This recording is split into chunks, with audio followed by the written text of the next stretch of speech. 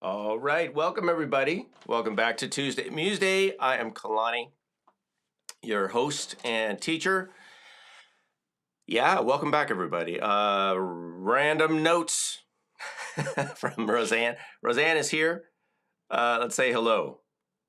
Sue, right on time today. Not like Cornelius. Hey Cornelius. All right, Mr. Lacey is back. We missed you last week. Rebecca's here. Bill, welcome. And anyone else? Oh, Noelani. Noah Leah. Is that right? Noelia, I think so. Welcome. And all right, Chris, welcome back. Hope you guys are doing well. I just got back from a trip up to Sonoma. We had my mom's life celebration on Sunday. It was beautiful, amazing. And so I was inspired by the Aloha spirit. And, you know, my mom, in case you guys didn't know, my mom was teaching hula up until the day she passed, literally. And she danced that morning. And we had a wonderful ceremony with her whole school, her hula club called Hula Mai. And we had some wonderful presenters and people spoke. And it was really fun, though. It was about remembering the positive. And it was a lot of laughter and good times, good memories, a lot of sharing. And so it was really wonderful. So I thought in the spirit of that, I would share some of the Hawaiian instruments, Hawaiian sounds with you. Now, just right off the bat, in case you're thinking, wait a minute, but you were just playing a flute that seemed to be maybe not so Hawaiian. That's true. I didn't say I was going to play Hawaiian instruments exclusively, but that is a pre-Columbian Native American style flute, kind of an Aztec, maybe Mayan Aztec style clay flute. I'll show you that in a minute. Welcome, Charlie. Glad you guys are here. Glad you're here. But today I did want to go over some of the Hawaiian instruments that I have here and just kind of do a show and tell. And then maybe we can use them in a Gimme 5 later. And, we'll do other things. I want to show you the instruments. We're going to get right into that. And then we'll make more music in a little bit. But I wanted to welcome everybody. And as always, I'll be kind of trying to present and look at what you guys are chatting about at the same time. So, if you see a blank look on my face and I pause, I'm probably reading some comments. But it looks like we have audio, which is awesome. I'm always glad when the equipment works. So let's get into it. I want to start with some of the Hawaiian instruments. And let's start with the pu, P-U, and that is the Hawaiian conch shell. Which is a trumpet, a type of ancient trumpet that's used in Hawaii and other countries, other places around the world, including Native American. But this is the typical of a Hawaiian conch. And one of the features of this one that I want to point out is that the mouthpiece has been fit with a brass ring. So it's very comfortable. Not all conches have this brass ring. This makes it really comfortable and easier to play. And essentially, you're going to play this just like a trumpet by buzzing your lips and blowing in. And you heard it and you saw what I was doing. Those of you who are just listening to this, and maybe you're not watching or you can't watch, I was also changing the pitch by putting my hand inside of the shell. And that, of course, creates more back pressure. It reduces the air volume that's leaving, kind of creates more of a back pressure, which lowers the pitch. And that's the same technique that say a French horn player back in the day, not modern French horn, but, well, maybe still. I think sometimes they do put their hand in the bell. If you've seen French horn players, they have their hand down in the bell, and they do use their hand to fine tune the notes.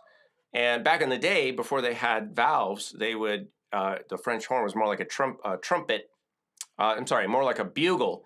And so they could only get like the harmonic series, but they could also get a half step lower by putting their hand inside the bell. So that's how they had to play that. Not easy. Still not easy to play French horn. But that's a technique that you might have seen.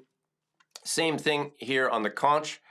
And it's just buzzing your lips, blowing into the shell. And this one also, of course, has a rope handle, which I don't use. I guess you could hang it up, but that makes me nervous. So I'm going to set this one down and look at what else we have here, you guys. So we have the conch. Save your questions, too. And yeah, thanks, Roseanne, for putting down the spelling. That's awesome. So this one, let's get to this one. This is a rattle, and this is uli uli. And this is a gourd rattle similar to a maraca. I mean, I wouldn't call it a Hawaiian maraca. Those are two different things. But just this part, the top, is on a handle. So this would be like a maraca. But then the uli uli has this decoration. This one has what they call the tapa cloth, which is a type of Hawaiian cloth made from fibers. And then it's painted. And then we also have feathers, bird feathers. Don't ask me what type of bird feathers these are. Maybe somebody could take a guess. But this is more traditional Hawaiian style. And then you'll also see the uli uli with colors. A lot of times you'll see it with bright red and bright yellow feathers. And that's to emulate some of the now extinct birds that were on the islands. They don't have those birds anymore, but they still use the colors, the red and the gold, which were kind of the colors of the royalty, of the ali'i, the royal families, the royalty. So this is the uli uli, and this is usually played in pairs. I only have one of these. This was my grandmother's. I only have this one. And they hold them and shake them. I'm not going to do it too loud, but I'll do it back here. So the dancers, hula dancers, will play these as part of their dance. So that's the uli uli. And then we have the pu'ili, which is also an implement that was traditionally used in the old style, the original hula, in a seated position. However, now you might see pu'ili used in lots of different ways. And these are bamboo. They're bamboo with one section for the handle and then a long section which has been cut into kind of raw, smaller slices. And they're fairly fragile. These were my grandmother's, and these are very old. You can see she has them taped up with some, like, just Scotch tape or whatever. That, not Scotch tape, what is that? Just masking tape, I guess. And these are super old. You can see where there's some that are broken off, broken out. But that's okay. They still sound fine. So you'd hold these like this, and you can strike them together. You can also, and it's pretty common for them to be played on the player's shoulders, like this. And maybe dancer to dancer. So they might do, if you go to a luau or hula, you might see dancers and they'll turn and strike each other's pu'ili. And I do want to give you some extra information on pu'ili, which is, and I'm just pulling these out. You can't even get these anymore, but I wanted to show you just so you have good information. These were sold a while back, maybe 20 years ago, by the Vic Firth Company. And I love the people at Vic Firth. I use their products. I recommend them. But there is a problem with these pu'ili. Let me show you. First of all, these are bundled sticks. And so they're not really pu'ili. They're bundled sticks, which is still awesome. I mean, they have their own sound. Sorry if it's too loud, you guys. I'll try not to blow the mic out. But these are bundled sticks. And then the other issue, and so then they were called pu'ili. Well, they were actually called, I don't know if you guys can read that. Yeah, there, if it's in focus. They were called pu'ilis with an S, like they're trying to plural it. And pu'ili is already plural. So this pair of sticks is pu'ili. So they kind of made a couple mistakes on this. I'm just saying that in case you guys go out and you want to talk to people or you're writing or reading about stuff. I want to make sure you have good information. So even though I love Vic Firth, I love Emil Richards. He brought this idea to Vic Firth and they made it, and that's cool. You know, it's part of the learning process and spreading information. But sometimes we don't get it quite right, you know, because of course it's not coming directly from our culture. But this is kind of an example of where we didn't get it quite right. But we still made a cool instrument. I like these bundled sticks. But if you listen to them, you know, it's not really the same as the pu'ili, right? So pu'ili are the bamboo, and you don't say pu'ilis, you just say pu'ili. That's already two sticks. All right, now, that's all I wanted to say on that. let's get to this beautiful thing here. All right, this is a type of ipu, and the ipu is a gourd, and there's basically three kinds of ipu, and I'm not an expert in this, but I'll just tell you in general. There's a single gourd ipu, which I think all of you have seen probably. It's just a single gourd. It's kind of like the shekere. Let me show you. It would be like the shekere without the beads on it, right? It's just a gourd, but they'll chop the top off. Usually they'll put a handle on it, like a rope handle, and they play that, and that would be very common for a dancer to play. And a lot of times dancers will have ipus, and they'll use them kind of like the uli uli or the puili is part of their dance, and they'll have a small ipu and they'll use it. And I'll show you the technique in a second. But the other type of ipu is the ipu heke, and that's what this is, and that just means a double. The ipu heke is a double ipu. It's two gourds, one small one and a larger one, and they are attached, glued and woven together, and then they have this handle or rope, and then you would wrap this around and wrap it around your wrist, and you could play this one also as part of a dance, and they would tap the bass, and then usually we would tap the bottom and strike it with our fingertips. I like to do it this way so you can hear the resonance.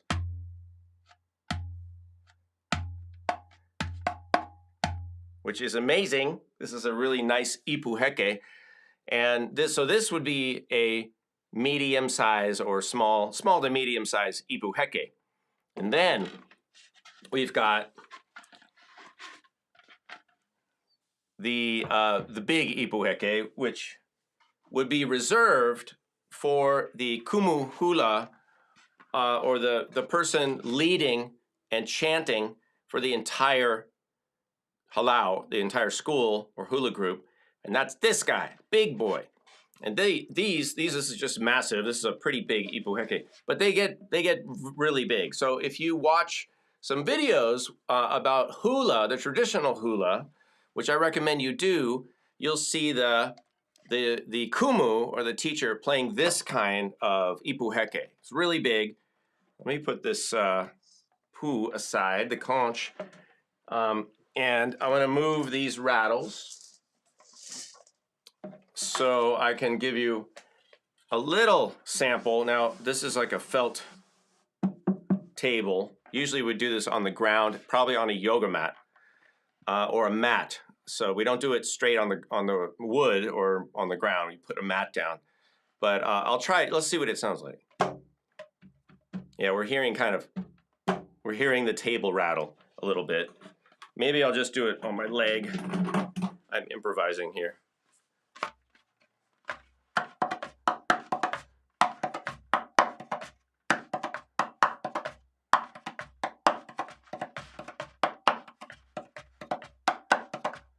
So we're tapping on the shoulder, and then we're striking on the ground, usually not on your leg. All right, and it has a wonderful resonance. Maybe kind of like, similar to an udu drum, that kind of thing, where you hear the resonance inside of the air just moving. All right, so that's the giant ipu heke. This is beautiful. In case you're wondering about cost, ipu hekes like this large size can be probably $300 to $500, and then the smaller one $100 to $200, maybe more, depending. I don't know. Things have gone up lately, so in case you're wondering, that's about the range, the price range. Okay, and so those are all the Hawaiian instruments that I have today to share. There are more Hawaiian instruments. However, I'll get some out later and collect some more and show you guys. I do have a drum, the pahu drum, but it needs some repairs first before I can show you because it doesn't really produce sound right now, but it'll come. All right. Okay, welcome that handpan lady and Charlie. I don't know if I said hello to you yet. Welcome, you guys. So if you guys have missed any of this, also go back. Remember, these are all recorded. They're all available. All the Tuesday Musedays are available for viewing, anytime. So they're all recorded. You can go watch them. In fact, let me just do a plug for my Patreon page. We just had this nice update from Patreon that's called Collections. And finally, I can take a series of lessons or a certain topic like Tuesday Musedays, which I just did today, and I can put them all together in a one collection, like a folder or a bucket or a plate, and you can just click on the collection, like congas and bongos and djembe and handpan and tank drums, and you can find all that stuff so much more easily, so much quicker than before. So that's kind of nice. And I'm still building some collections. I don't want to have too many, but we do cover a lot of stuff at the Patreon site, patreon.com/Kalani. So I still need to add a few episodes of Tuesday Musedays that didn't get tagged, but I'm going through everything. And so over the next few weeks, that'll all be updated. So you can go watch any of the Tuesday Musedays that have happened so far, and they'll all be in there. And as we do new ones, they'll all get added automatically. All right, so that's pretty cool. All right, let's take a look at this flute. And this is another Native American style. When I say Native American, I don't mean Native American, Indian, what we call Indian, First Nations style. It's more of a Mexican heritage style. So maybe, like I said, Aztec, Mayan. It's a clay flute. And this was made by Nash. And what is his last name? Now I'm forgetting. Nash. See, he doesn't have his name on here. And this is, it's a clay triple flute. And it's got 3 holes, 2 holes, and 1 hole. Let me play them for you individually just so you can hear what's going on. They all work together. And let's start with the low. The low one is an E and a G.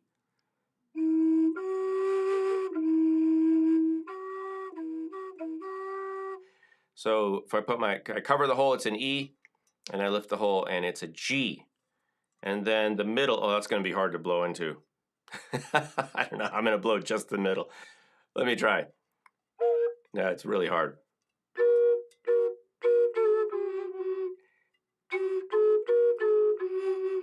So that's G, and then A, and then B. So G covered, A, 1 hole, B, 2 holes up. And then we go from there, where this takes off, right? So if I cover the small tube all the way, it's a B. So it's kind of progressive. There's a lot of overlap. Well, there's 1 note overlap. And then we go up. So B to D, E, F sharp, G. So we've got an octave plus a third. So the very top note,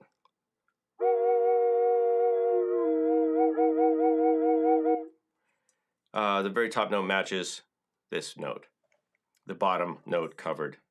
I'm sorry, the bottom note open. All right, so why don't I just play that a little more for you guys and add some reverb. You can hear this.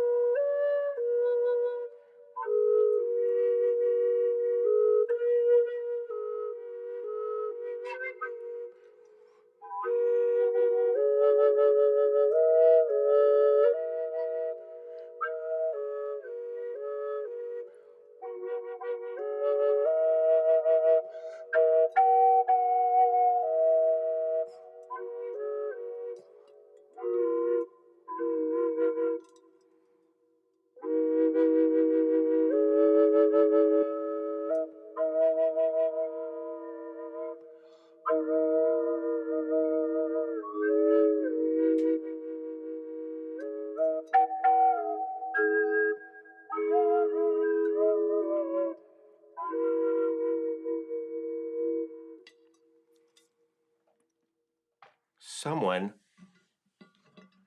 who looks just like me needs to practice.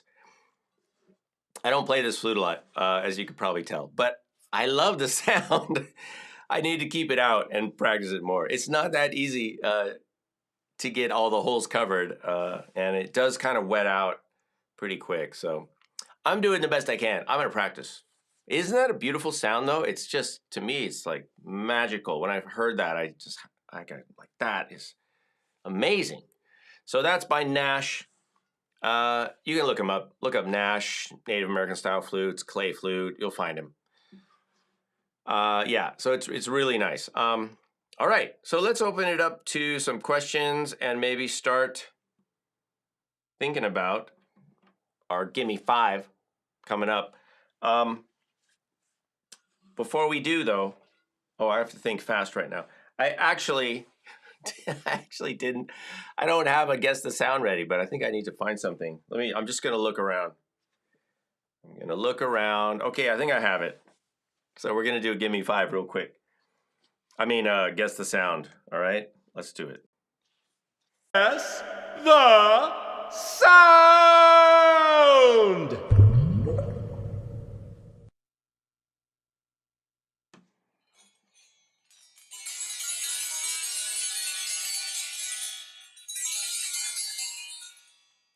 First person to put the correct answer wins 6 points.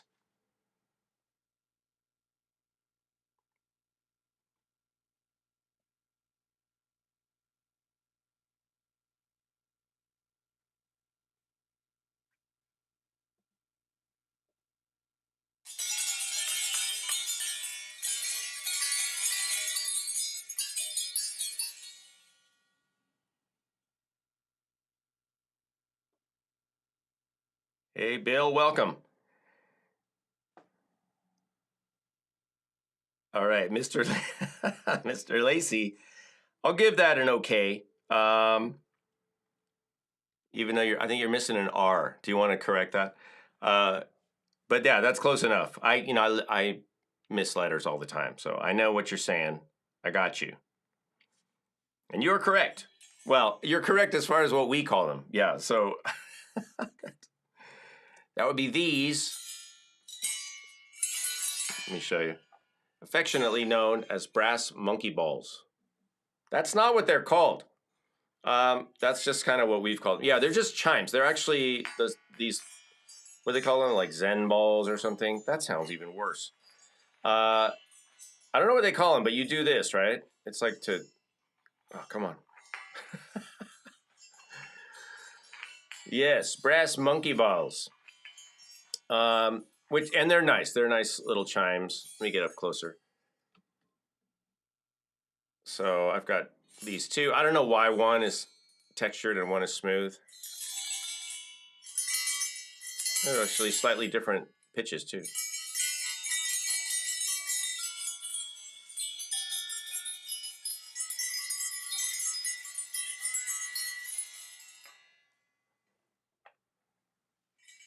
Sounds like an earthquake in an Italian town. Not making fun of earthquakes, all right? I'm just saying it sounds like a bunch of campanelli, a bunch of churches shaking at the same time. That's what I meant. No disrespect. Yeah, so I don't know how they get the chimes in there either. Don't ask me. I have no idea. But it's kind of magical how they do that. Anyway, that was the Guess the Sound for today. Not a Hawaiian instrument. We used to buy those a long time. We used to get those in Chinatown. I grew up in Oakland, so we had a little Chinatown in Oakland. And I remember you could get them there in, just shops that had a lot of Chinese kind of stuff in it. And then also in San Francisco. And then now sometimes you probably see these in, for lack of a better term, new age gift shops. But they're pretty cool. I like them. Somebody asked, do I play didgeridoo? I can play didgeridoo at a very amateur level, but I can do circular breathing, and I know a few things. I can do a few sounds. Not at a pro level, but I can do it at a, I can play it basically at a basic level. And I have a Australian, authentic eucalyptus branch didgeridoo that I'd be happy to break it out sometime, maybe, but I'll need to practice that a little bit too. All right, anything, let's see. So that was Cornelius's question. And let's see, any other questions for me right now? I don't think so. If you'd like to hear any of the Hawaiian instruments individually, also let me know.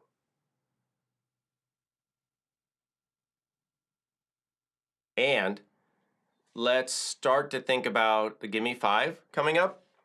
Before we do, I want to remind you guys, we still have room at Flute Harvest, Native Flute Retreat, next month. It's coming up in about a month from now, actually. I think we start on about the 15th of October, so which is a Sunday to Friday. And that's for people that are into the Native American style flute, including flutes like this one. It doesn't have to be only the 6-hole Native American, 5 or 6-hole Native American style that we're used to, but any kind of flutes like that we'll be teaching, and it's a beautiful retreat. Anyway, go to fluteharvest.com and find out more about that if you're interested. That's a great opportunity. And so Antonio asked about the looper. I'm using the Boss RC505 MK2. I've got some videos on that on the channel, and also more on the Patreon site about how I use the looper and what I do. But that's the one I use. Yeah, I recommend it. I like it. I have the old one too. I had the original RC505, and I was happy with it. This one has a little bit better sound and a little bit more capability, although there's some things I don't like about it as much as the old one, which, for example, is a input volume knob. So I could easily modulate the input level. This one doesn't have that. It doesn't have an input knob, so I have to do it on my mixer before the looper, which is a little less convenient. But that's just stuff. That's electronic stuff. So let's see. Who else? Let's start getting some Gimme 5 suggestions. Yeah, like Roseanne just wrote, put all of your Gimme 5. So that's 5 instruments or 5 things that you'd like me to play as a looped composition, a live looping composition towards the end of the show, starting about 10 minutes before the end or so. And then that'll happen. So that's about 10 minutes away. So, but maybe we could start a little earlier. I don't mind starting a little bit earlier. And if you guys have any news or anything or any requests, put it in the comments and we'll do our best to get to it. Of course, if you'd like to contact me and be more in touch with me, let's do that through Patreon. I appreciate, of course, the support from the community. We are a community-supported channel. So this show and all the courses we have, all the videos, all the interviews, everything that I produce, which is not just World Drum Club. It also includes ukulele, things from the Ukulele Club channel, things from my Kalani music channel, which I put a lot of my Native American style flute stuff on that channel. It includes supporting all of that. So it's like hundreds and hundreds of videos, thousands of hours of videos that if you appreciate and you'd like to do something to give back, you can join us at patreon.com/Kalani and chip in a little bit each month. I do appreciate that. And then if you go to the courses level over there, which is still super cheap compared to other options for getting information like full DVDs worth of stuff, then if you sign up at that level, which some of you are, then you could get access to all of my courses at once. I mean, it's just all of them, everything. And you could take that, you watch it as much as you want. And that includes drumming, ukulele, Native American style flute, other stuff too, facilitation. Yeah, a lot of things. So if you appreciate that, all the work and effort that's gone into that, please consider supporting, do something reciprocal, and just support the channel. I do appreciate that. And we can do more. The more support we get, the more we can do. And I have, recently, I did hire some other teachers, and I brought some other teachers into the channel. So I will continue to do that, and we'll bring that in. But we'll probably just do it for patrons, because I can't just give everything away. And I have to do something. I want to do things for the people who support the channel. So join us over there if you can. And if you can't, it's okay. You can watch here as much as you want, obviously for free. And maybe just have to skip a few ads here and there. All right. We should be getting pretty close to our Gimme 5 selection. How we doing, Roseanne? I think we should be zeroing in on a Gimme 5. In the meantime, maybe I could put some music, some of this back on, and we can listen.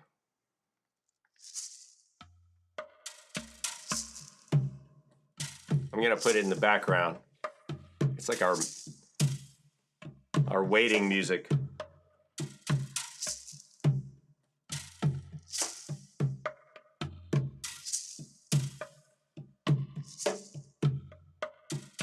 Sue, are you asking for Freebird?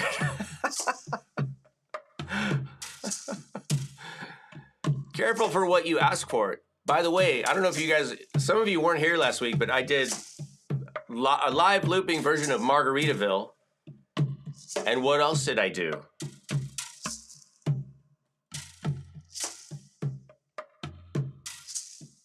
I used a margarita shaker. I used a drink shaker with a margarita in it in the track. And then I had a delicious margarita for the rest of the show. So that worked out. That worked out for me. Okay. All right, Roseanne. You get the Gimme 5, all right?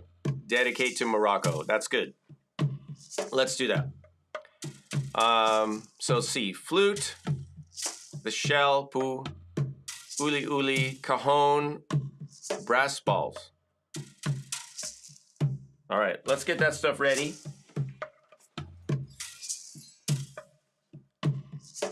I'm gonna try to play these not like an earthquake is happening. I don't know, now I'm a little paranoid about my earthquake reference.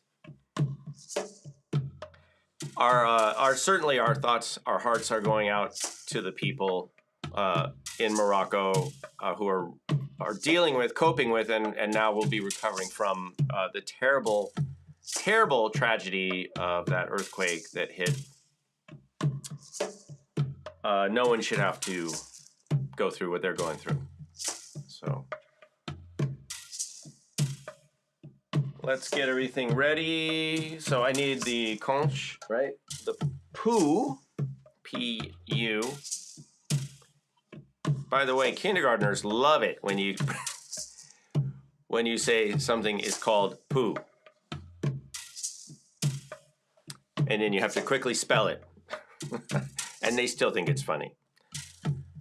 All right. Cajon, bells, okay. Flute, poo, uli uli, cajon, and bells. All right, so I think we're right here.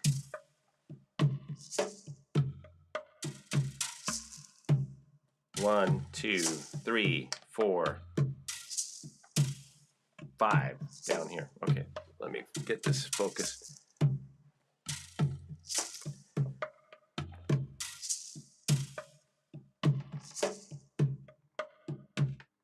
All right. Okay, so I'm going to check the chat. Yeah, I'll see what I can do about the style. I'm kind of thinking Moroccan style, which is not my forte, but maybe I'll just try to get something going.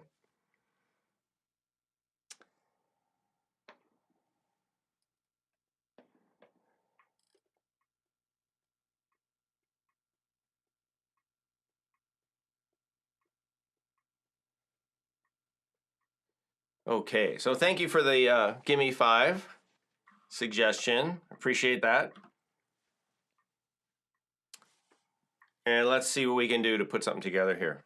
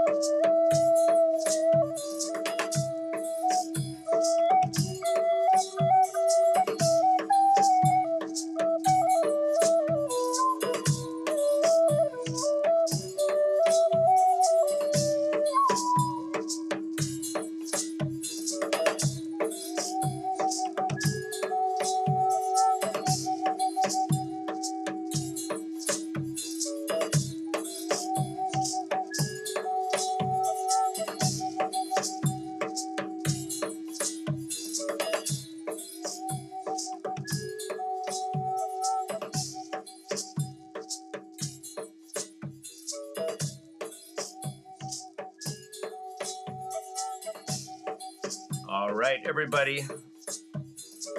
Thanks for joining today. Thanks, Roseanne, for the Gimme 5 suggestion. I hope that is good energy from Morocco.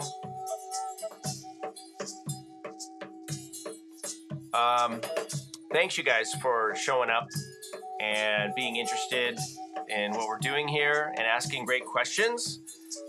And, you know, just being excited about music and each other and the community. Really appreciate that. That's what it's about. So keep on playing. You guys can play along. I have a lot of play-along tracks on the channel, by the way. So you can use some of those. And do yourself a favor and treat yourself to some music making, you know, and listen to a lot of music. Maybe we should all be listening to Moroccan music, which is amazing, by the way. And then just do whatever you feel moved to do. I'm going to do the same.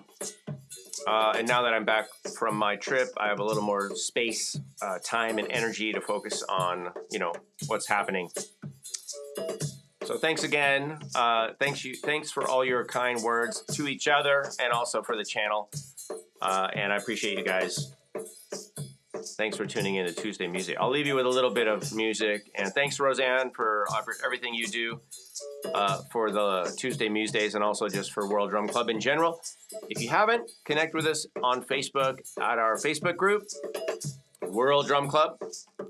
And as always, see us over at patreon.com/Kalani. If you'd like more and you would like to connect more, send me your requests and questions. I get questions from people a lot about all sorts of things. I'm happy to do my best to answer them. All right. Thanks, you guys. Let's tune into a little more music.